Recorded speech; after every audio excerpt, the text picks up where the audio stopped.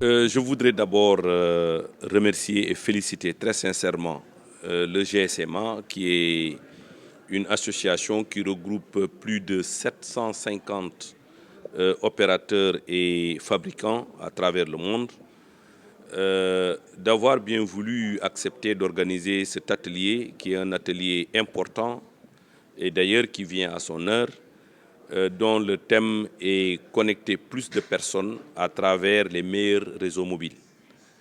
Je pense qu'un thème ne serait plus d'actualité que ce thème-là, surtout qu'au Sénégal, nous avons deux événements majeurs qui cadrent bien avec le thème. Le premier événement, c'est la prochaine attribution des licences 5G aux opérateurs titulaires de licences au Sénégal. La procédure d'appel à candidature a été lancée et Inch'Allah, ce vendredi, nous allons procéder, si Dieu le veut, au dépouillement, à la réception des offres.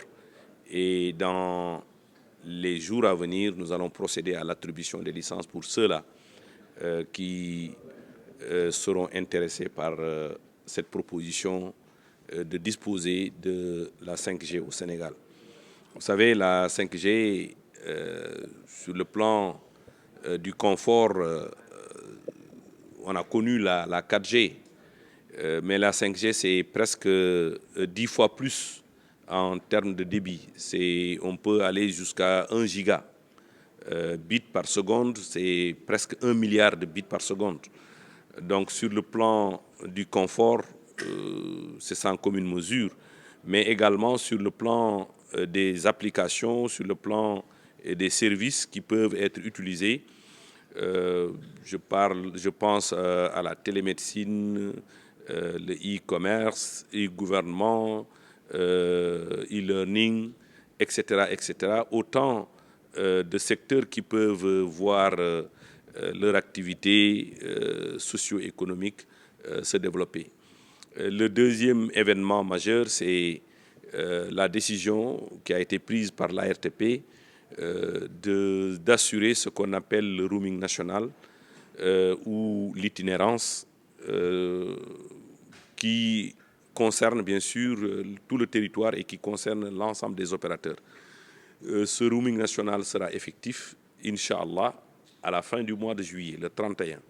Le 31, c'est le deadline que nous avons retenu en rapport bien sûr avec les opérateurs qui travaillent d'arrache-pied pour que le roaming national soit effectif partout au Sénégal à partir du 31 juillet. Nous allons procéder bien sûr au premier test le 31, Inch'Allah, pour nous rendre compte par nous-mêmes de l'effectivité de ce roaming national.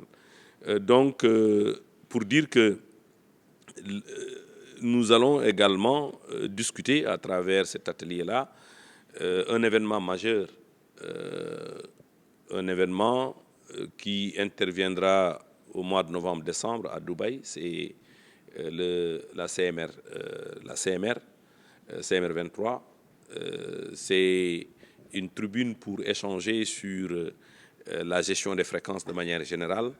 Et je pense que ce moment important pour l'ensemble des pays en termes de gestion des spectres nous permettra, nous, en tant que pays africains, de défendre nos positions pour que nous puissions, au même titre que les autres administrations, disposer des fréquences pour les services, bien sûr, de la 5e génération, de la 6e génération et ultérieurement. Donc c'est un moment important qui est en train de se préparer à l'échelle du Sénégal, mais à l'échelle sous-régionale, mais à l'échelle continentale. Je pense que ces questions également vont être discutées ici pour que nous puissions baliser les voies qui nous permettront bien sûr d'atteindre les objectifs que nous nous sommes fixés lors de ce CMR 23 à Dubaï. Oui, oui, vous savez, il y a énormément d'obstacles, mais les obstacles, il faut les surmonter. Il faut les surmonter en rapport, bien sûr, avec les opérateurs. Il faut les surmonter en rapport avec toutes les parties prenantes qui gravitent autour de l'écosystème. Nous sommes en train de travailler là-dessus. Aujourd'hui, je l'ai dit tout à l'heure, nous allons poser le premier jalon de l'itinérance nationale, fini pour un Sénégalais qui se trouverait dans un endroit qui n'est pas couvert par son opérateur, de perdre ou de ne pas avoir la possibilité d'émettre des appels. Donc, ce qui veut dire que nous allons donner la chance à tous nos concitoyens, quel que soit l'opérateur de rattachement, de pouvoir émettre et recevoir des appels, bien sûr, à la réception. La réception est gratuite parce que le principe du roaming, c'est une réception payante, mais également une émission payante. C'est-à-dire l'émetteur et le récepteur payent en même temps. Dans le cadre de ce roaming-là, celui qui reçoit les appels ne paye pas. Il paye 0 franc.